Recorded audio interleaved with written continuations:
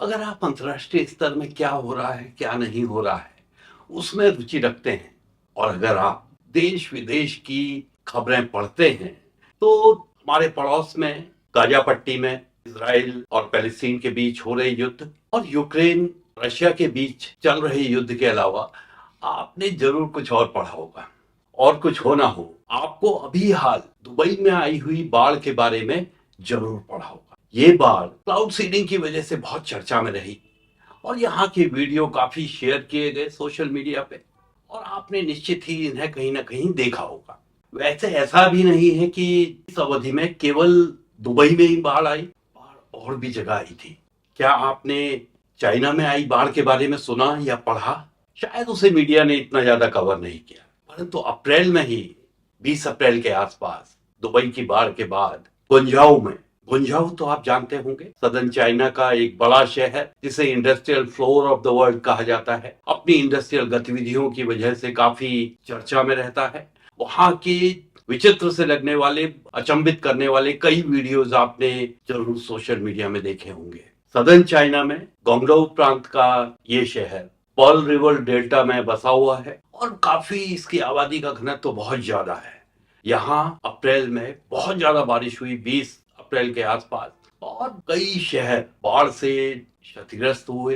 बाढ़ का पानी शहरों में घुस गया, इनंडेशन हुआ, काफी अवसंरचनाओं को क्षति हुई। अगर मिसिंग और डेथ की बात करें तो 14-15 लोग हताहत हुए, परंतु 1 लाख से ज्यादा 1,10,000 लोगों को सुरक्षित स्थानों पर स्थानांतरित करना पड़ा। और अगर बाढ़ की बात करें, वर्षा की बात करें, तो अप्रैल के माह में गुंजाऊ में 609 मिलीमीटर वर्षा हुई, जो 1959 के बाद से सबसे ज्यादा वर्षा थी और 1959 में ही यहाँ वर्षा नापने का काम आरंभ किया गया था। तो वर्षा का परिमाण बढ़ रहा है। हो सकता है क्लाइमेट चेंज की वजह से हो सकता है कारण और हो, उस चर्चा में हम नहीं जाएंगे। हम दुबई की बात कर रहे थे। दुबई की बाढ़ की 15-16 अप्रैल 2024 को वहां 142 मिलीमीटर की वर्षा हुई, जो कि 1949 से, जब से कि उनके वहां वर्षा के रिकॉर्ड रखे जा रहे हैं, सबसे ज्यादा रिकॉर्डेड वर्षा थी। जो उनकी मेट्रोलॉजिकल एजेंसी है उसने पहले से वार्निंग दे दी थी। इसकी वजह से स्कूल कॉलेज बंद थे, ज्यादातर जो कंपनियां थी वो वर्क फ्रॉम होम कर रही थी। इसकी वजह से दुबई के कई क्षेत्र जलमग्न हो गए। विशेष रूप से मीडिया में वहां का जो इंटरनेशनल एयरपोर्ट है उसके जलमग्न होने की खबरें काफी आई। दुबई सबसे ज्यादा दुनिया का व्यस्त एयरपोर्ट्स में से एक। कई एयरक्राफ्ट टारमैक पे खड़े थे, उनमें पानी भर गया, वो डूब गए, जलमग्न हो गए, उनको क्षति हुई। 1200 से ज्यादा फ्लाइट्स कैंसिल हुई। तो जो ज्यादातर लॉसेस एस्टिमेट किए गए हैं या आंके गए हैं, वो घरों को नुकसान, मॉल्स को नुकसान, एयरपोर्ट में जो नुकसान हुआ वो वाहनों का नुकसान, और उसी के साथ जो बिजनेस डिसरप्शन हुआ है, जो व्यवसाय में व्यवधान आया है, उसके कारण जो नुकसान हुए हैं बहुत ज्यादा है। और जो बिजनेस डिसरप्शन है उसको नॉर्मल होने में हो सकता है लंबा समय लग जाए। क्षति का हालांकि आंकलन अभी तक नहीं किया गया है, परंतु कई सौ करोड़ यूएस डॉलर की क्षति का अनुमान लगाया जा रहा है। और जहां तक इंश्योरेंस की बात है, उस क्षेत्र में विशेष रूप से घरों का जो आपदा बीमा है वो 15% से कम है, और वहां की जो बीमा पॉलिसी वाहनों के लिए है उसमें आपदा बीमा करवाना जरूरी नहीं है। तो ज्यादातर लोग थर्ड पार्टी इंश्योरेंस करवाते हैं, थर्ड पार्टी लायबिलिटी से बचने के लिए। तो बीमा कंपनियों का कहना है कि उन पे बहुत ज्यादा बोझ इस आपदा के कारण नहीं बढ़ेगा, और इस बाढ़ के बाद उनको आशा है कि बीमा के प्रति लोगों का रुझान बढ़ेगा। यहाँ बात दुबई की बाढ़ से शुरू हुई थी, और शुरुआत में हमने कहा था कि इस बाढ़ के बारे में शायद आपने इसलिए सुना हो क्योंकि इस बाढ़ को क्लाउड सीडिंग की संभावना से जोड़कर देखा जा रहा है। ये कहा जा रहा है कि दुबई में क्लाउड सीडिंग की गई, उसकी वजह से ये बाढ़ आई। तो यहाँ ये समझना जरूरी हो जाता है कि आखिर क्लाउड सीडिंग है क्या। इसका जो नाम है ये कुछ विरोधाभासी है। यहाँ हम क्लाउड सीडिंग से कई बार ये लगता है कि साफ आसमान है, उसमें हम कुछ ऐसी विधि से बादल तैयार कर देंगे, परंतु ये बादल तैयार करने की विधि नहीं है।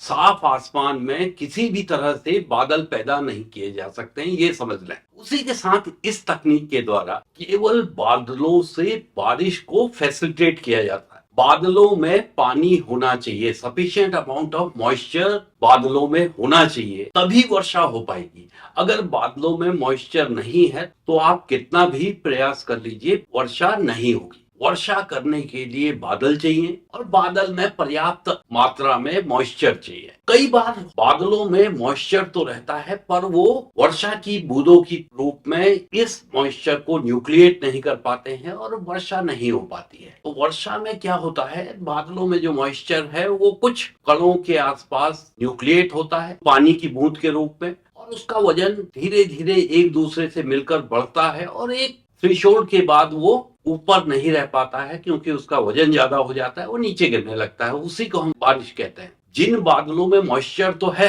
पर वर्षा की बूंदें न्यूक्लिएट नहीं हो पा रही हैं, वो काम हम क्लाउड सीडिंग के द्वारा करते हैं। इस प्रक्रिया में हम बादलों में सिल्वर आयोडाइड या फिर कॉमन सॉल्ट का छिड़काव करते हैं। हमने सिल्वर आयोडाइड या फिर कॉमन सॉल्ट का स्प्रे बादलों के ऊपर किया। इसके जो कण हैं वो न्यूक्लियस की तरह काम करते हैं जिसके इर्द गिर्द मॉइस्चर जमा होता है और वो बारिश के रूप में नीचे आता है। तो यहाँ ये समझना जरूरी है कि जितना पानी बादलों में है उससे ज्यादा पानी नीचे नहीं गिर सकता।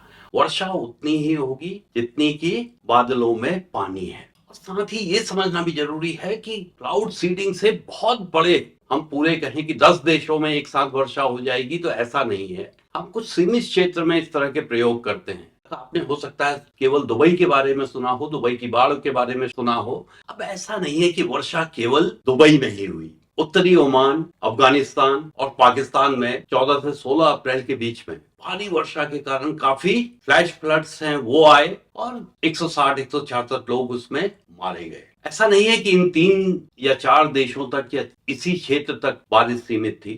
सऊदी अरेबिया, कटार, बहरीन, ईरान, कुवैत, यमन सभी इस बारिश से प्रभावित हुए। कहीं प्रभाव कम रहे, कहीं ज्यादा रहे। और जहां तक वैज्ञानिकों के द्वारा कहा जा रहा है, इस क्षेत्र में जो प्रभावित क्षेत्र था, यहाँ पर लो प्रेशर सिस्टम था और एक एंटी साइक्लोन अरेबियन सी में डेवलप हुआ जिसकी वजह से ये भारी बारिश हुई। तो दुबई में क्लाउड सीडिंग की गई या नहीं की गई, परंतु ये केवल क्लाउड सीडिंग का परिणाम नहीं है। दूसरी बात ये कि अंतर्राष्ट्रीय स्तर पे जो वैज्ञानिक काम कर रहे हैं उनका मानना है कि जो अरेबियन सी है वो सबसे तेजी से गर्म हो रहा है। पिछले 40 सालों में उसका टेम्परेचर जो है 1.2 से 1.4 डिग्री सेंटीग्रेड बढ़ा है। और सी सरफेस टेम्परेचर बढ़ने का मतलब है कि वहां से इवेपोरेशन ज्यादा होगा। एक तो इवेपोरेशन ज्यादा हो रहा है, दूसरा ग्लोबल वार्मिंग की वजह से एटमॉस्फेयर की पानी को होल्ड करने की कैपेसिटी बढ़ रही है। तो एटमॉस्फेयर में जो पानी है वो ज्यादा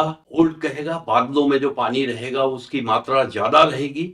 और इसकी वजह से माना जा रहा है कि जो अरेबियन सी है उसके आसपास का जो इलाका है वो भविष्य में भी इस तरह की अत्यधिक वर्षा से प्रभावित हो सकता है। हमारे लिए जरूरी ये है कि हमारा जो वेस्टर्न कोस्ट है, विशेष रूप से मुंबई जो है वो इस इलाके में पड़ता है और ये भी भारी बारिश से भविष्य में प्रभावित हो सकता है। क्लाइमेट चेंज या जलवायु परिवर्तन के कारण जो प्रतिकूल प्रभाव हैं वो समय बीतने के साथ ज्यादा स्पष्ट होते जा रहे हैं, हमारे सामने उनके नतीजे आ रहे हैं। कहीं अत्यधिक वर्षा हो रही है, कहीं सूखा पड़ रहा है, कहीं जंगलों की आग की फ्रीक्वेंसी बहुत ज्यादा बढ़ रही है। तो इसी के साथ जो वेदर मॉडिफिकेशन के प्रयास हैं या फिर जियो इंजीनियरिंग के प्रयास हैं वो काफी तेजी से बढ़ रहे हैं। अगर बात करें चाइना की तो उसने 5.5 मिलियन स्क्वायर किलोमीटर एरिया जो है वेदर मॉडिफिकेशन प्रोग्राम के लिए रिजर्व किया और 2020 तक उस पे इसको काम करना है। 5.5 मिलियन मतलब जो हमारे देश का एरिया है उसका 1.5 गुना एरिया उन्होंने केवल वेदर मॉडिफिकेशन प्रोग्राम्स के लिए रिजर्व किया है। उसी के साथ कई देशों के द्वारा सोलर रेडिएशन मॉडिफिकेशन प्रोग्राम पे काम किया जा रहा है, जिसके अंतर्गत जो सूर्य की रेडिएशन आ रहा है उसको किस तरह से वापस भेजा जा सके उसमें काम किया जा रहा है। इसी के अंतर्गत स्ट्रेटोस्फेयर में, एटमॉस्फेयर की स्ट्रेटोस्फेयर वाली जो लेयर है उसमें सल्फर को इंजेक्ट करने की बात चल रही है। कई देश इस पे काम कर रहे हैं। स्ट्रेटोस्फेयर की बात करें तो पृथ्वी के जो एटमॉस्फेयर है उसका बीच वाला जो भाग है, हम बात करते हैं ट्रोपोस्फेयर, स्ट्रेटोस्फेयर और मेसोस्फेयर।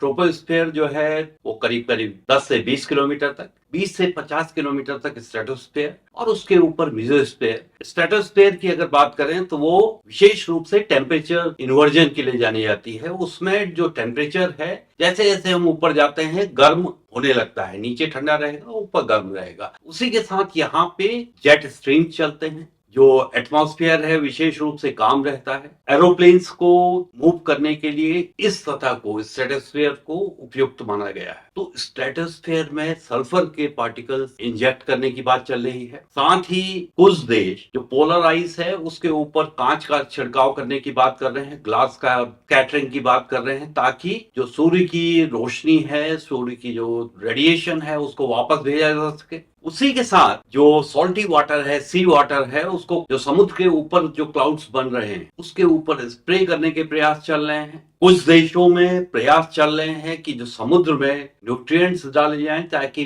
फाइटोप्लैंक्टन जो हैं उनकी ग्रोथ ज्यादा हो और वो जो एटमॉस्फेरिक कार्बन डाइऑक्साइड है उसको सोख सकें। इस तरह के प्रयास विभिन्न देशों द्वारा किए जा रहे हैं, कहीं क्लाउड सीडिंग के, कहीं वेदर मॉडिफिकेशन के, कहीं रेडिएशन को किस तरह से कम किया जाए, और इसके जियोपॉलिटिकल इम्प्लीकेशंस क्या होंगे आने वाला समय ही बताएगा।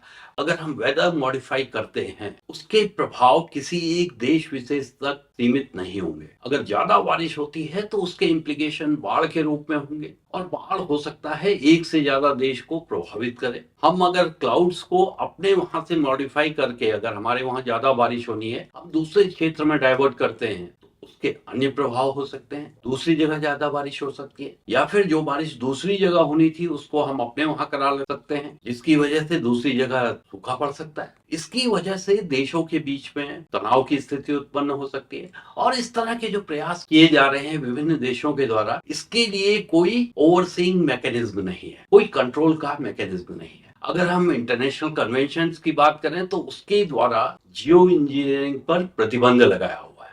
अगर हम बात करें लंदन कन्वेंशन की, London convention on prevention of marine pollution की बात करें, convention on biological diversity, Vienna convention for protection of ozone layer, ये सभी जो इंटरनेशनल कन्वेंशंस हैं ये जियो इंजीनियरिंग को प्रतिबंधित करती हैं, मना करती हैं उसके लिए।